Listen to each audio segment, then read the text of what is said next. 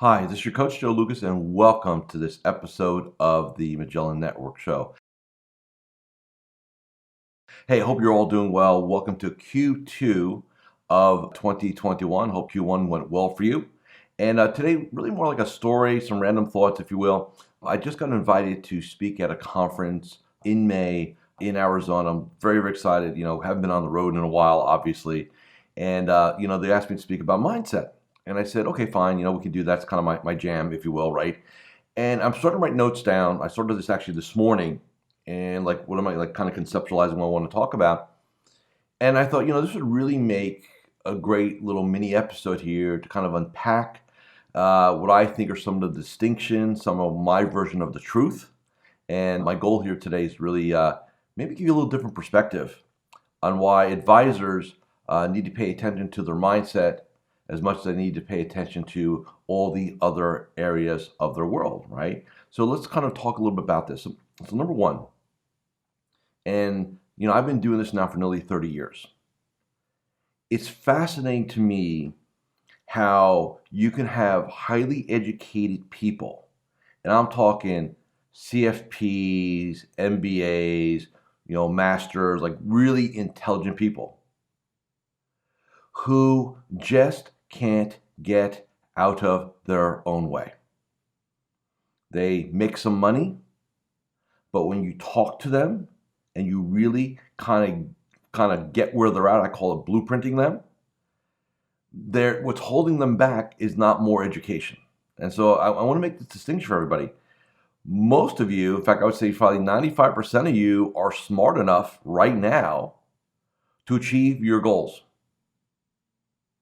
You're smart enough now to achieve your goals.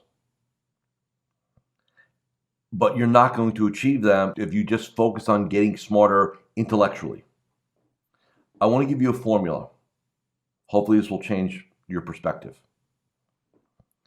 Intellectual capital is very important in our game. You have to know, you're a professional, right? We're more important than lawyers. We're more important than CPAs. We're one of the troika, the financial advisor, their spiritual advisor, and their health advisor, right? We operate that space. Everybody else is, in my opinion, below. Sorry if some of you are recovering CPAs or recovering attorneys. That's just the way I feel, okay? So if we have that, right? So we have that intellectual capital, we need that. But a lot of you think that the smarter I get, the more successful I'll become, and that's what's frustrating you because you're learning, but you're not seeing your bank account match your intellectual capital because you're missing the rest of the recipe. What's the rest of the recipe? So if we have an intellectual capital, the next thing we need to have is, what we'll go ahead and call emotional capital, which is really your emotions, which is really your mindset, okay? If you don't master your emotions, now what I mean by emotions, your fears, your insecurities, your imposter syndrome, right? All those things that, do I deserve it? Are they going to say yes? My fear of failure, my fear of rejection, all that jazz, right? If you don't master that, you'll have all the intellectual capital you will ever need in your entire career, but you'll be deficient here. And if you're deficient here as part of the formula, think like a recipe. If you're deficient here, you'll get an outcome, but it's not going to be what you want. And that's what's going to really frustrate you. Getting more intellectual capital is absolutely easy. Go sign up for a course, go get a designation, go learn something. Easiest thing in this game to do. Stroke a check, put some time into it. I learned something. Easy peasy. Emotional capital / mindset, that's where the work is. Because that's hard.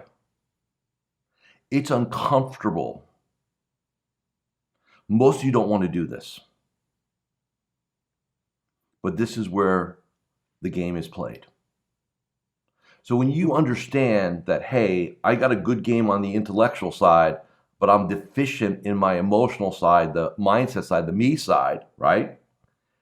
Then you got to go to work. And when I say you got to go to work, It's not like, well, I'm going to go take a course, or I'm going to go listen to a CD, or I'm going to take a workshop. I mean, that will be a nice initiator of something, right? That will kind of initiate momentum. It will initiate change. But it's a daily piece. It's like fitness. You don't go to the gym for 30 days and say, okay, I checked that box. I don't have to go back ever again, right? Or I'm going to do this diet nutritional thing for 90 days and I can eat whatever I want for the rest of my life. Emotional fitness / mindset is exactly like nutrition and health. It must be a daily practice.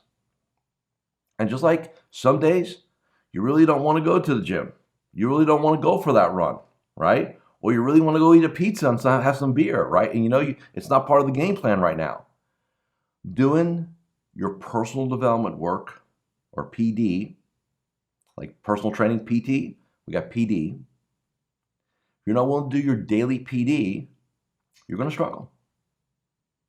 Now, in my career, I've run across, like I said, intelligent people, definitely more intelligent than I am. I'm definitely not the smartest guy in any room, right? I'm just not. I don't have an MBA. I never really even went to college, right? So I don't have that. But what I've done over the last 3-4 decades is I focus my energy on how does this work? What's this all about, right? The mind. And I'm telling you, and then not only mastering, not only thinking about that, how does it equate into our unique profession and perspective? And if you want to transform your game, if you want to transform your business, you must be willing to transform yourself. And that is not, like I said, a make it happen. It's a daily process. Now, what do I mean by transform? Stories, right? Like, I'll give you a quick story. One of my clients, he struggled for 20 years in the business. Like, struggle, let's put things in context here, okay? Struggling means, he still made a couple $100,000 a year take home, but totally plateaued, right? For like a decade, plateaued business. Top line, bottom line, just, little variances here and there, but no breakout. Bottom line is he got his business to a point where he looked in the mirror, he goes, this is what I deserve. This is my reflection of me. And by the way, who you see, the man or woman in the mirror, will mirror your bank account. Period. End of story. So if the man or woman in the mirror has flaws, doesn't like what they see, knows there's elements that's not good or incongruent, your bank account will suffer or will not grow. So what do? We do the work. And I can't get into, it's a whole process here, but we do the work. I dig on him like his personal trainer. We dig in. And bottom line, poor self-image. Why poor self-image? 50 pounds overweight. Looks 10, 15 years older than he actually is. No energy, barely gets through the day, right? His concept of working out is like walking from the car to the office and back into the car. And he sits on his ass all day, right? So what's his identity? I'm a fat, make some money, balding, middle-aged guy. That's his current truth, right? Well, if you've got that record playing in the background all day, every day, and you're trying to elevate your success, it is literally like a massive ball and chain that's pulling you back, will not let you advance, will not let you go forward.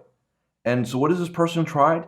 In their mind, they've tried everything. Joe, I've gone to all these trainers. I've done IAR, training, right? I've gone to all these boot camps. I've hired all these other coaches, marketing, biz dev, seminars. Minor variances. Never really stuck with anything. And, so he and I were talking, and I said, well, look, bottom line, and I'm always going to speak the truth, and I'm okay getting fired for the truth. I said, you feel like you're a fat old guy. And until you change that identity with you and you change those patterns, nothing will change for you. The only question was, Joe, what do I do? I said, it's going to sound weird.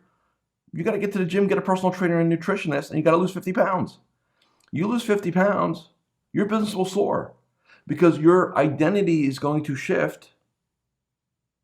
Your identity is going to shift. And you won't see that person in the mirror anymore, and you're going to realize you deserve success. You deserve the value that you create in others. And as far as like working with his clients, I mean, impeccable, does right, fiduciary standard plus, right? None of those, so no issues that way. Fast forward a year later, business is up 30%, 30 pounds down. Got a haircut. Like I said, look, man, you got to change who you are. So like changed everything. Like you, if you saw a before and after picture, you would say is that really the same human being, right? Works out 90 minutes a day now. Takes a midday break. Hits the gym. Has a nutritionist. Like got a stand-up desk. Stands up, rocks it out. Totally changed. Totally changed his self-image. Changed his bank account. Changed his success. But can he ever stop? No. And that's the conversation, right? And look, we're all human. We all go off the rails from time to time, right? I mean, I'm human. I go off the rails from time to time. I get up certain mornings like, it happens. We're all human, right? We all have our warts and our flaws, and nobody's perfect. But we understand that every day is an opportunity to either we're going to get in the game with the right psychology, with the right mindset, the right way, or we're just going to meander through. And the challenge that I see in this industry, this profession, a lot of times, is that I'll get referred to somebody, I'll have a conversation, and it's like, well, no, I think I need more, like tell me, I just need to be told what to do. I need accountability. And like to me, and I don't want to get off the subject here, but I want to address this. If you're hiring a coach for accountability, you're putting a Band-Aid on something, right? My goal with my clients is I don't want them to be accountable to me. I mean, they need to be initially, of course. But the real goal is to be self-accountable. That's the goal, right? Or accountable to a peer group inside of a mastermind or something like that, right? If you're going to be accountable to your coach where your coach has to babysit you, right, all the time, why? Then we're not solving anything. We're just kind of, being dependent in essence, or maybe even codependent. It's about elevation. So before we wrap up this episode, I want you to think again, you don't have to make any declarations, here, but I want you to think about it for a second. If you look at you in the mirror, what do you see? And here's what I would challenge you to do. You don't need a mirror. Just get out your phone. Open up the camera. Have it face you and look. Now, some of you are going to have fun with this and say, well, I see a pretty good looking person. That is your defense mechanism, so that way you don't have to tell yourself the harsh truth. So if you want to play that, feel free. But it's not the real truth. Okay? And decide, are you okay? Look, if you say, look, I'm okay with this, then you're okay with it, right? I get it. However, you don't like what you see, or you need to see a better version. So remember we said, right? The mindset elevates, the bank account elevates, right? Part of mindset is self-image. So if you don't like the way that looks, if you don't like the way the mirror looks, that's why your bank account is the way it is. It's a big part of it. And that, unfortunately, cannot get fixed overnight. It's a daily effort, just like health and fitness, like I said earlier in this episode. So intellectual capital, emotional capital, energy. Third piece, energy, right? Smart, I got my mind right. But if you don't have physical, mental, and emotional energy to go engage in people at high levels, to influence, to persuade, to lead. Leadership is about energy, period. If you look at everybody you admire as a leader, it doesn't matter who it is, there's a certain energy about them, a certain vibe. All advisors are leaders. You lead your team, you lead your clients, at minimum. Intellectual capital, right? Emotional capital, energy equals success. If this made sense to you, a couple things real quick. We'd love to get you to write a review if you're listening to us on a podcast or on anything like that. We'd love you to leave some comments if this makes sense to you. If you're doing this on YouTube, we'd like to just like us, maybe make a comment. Make sure you follow us, subscribe to us. That'd be great. And then lastly, if you'd like to just kind of hang out with me a little bit more on a daily basis, MagellanNetwork.net. Come in on a trial. Let's see if it makes sense for you. Let's work on your mind. Let's work on your bank account. Thank you for listening and watching this episode of Magellan Network Show. It's been my privilege, my pleasure to share my thoughts, my experiences of nearly 30 years coaching top advisors. So there you have it. If you really enjoyed watching this episode, go ahead and subscribe to the Magellan Network Show with Coach Joe here on YouTube. And remember, I'm always here to help you become a better entrepreneur, business owner, and financial advisor. With that, I'll see you next time on the Magellan Network Show with me, Coach Joe. Take care and goodbye.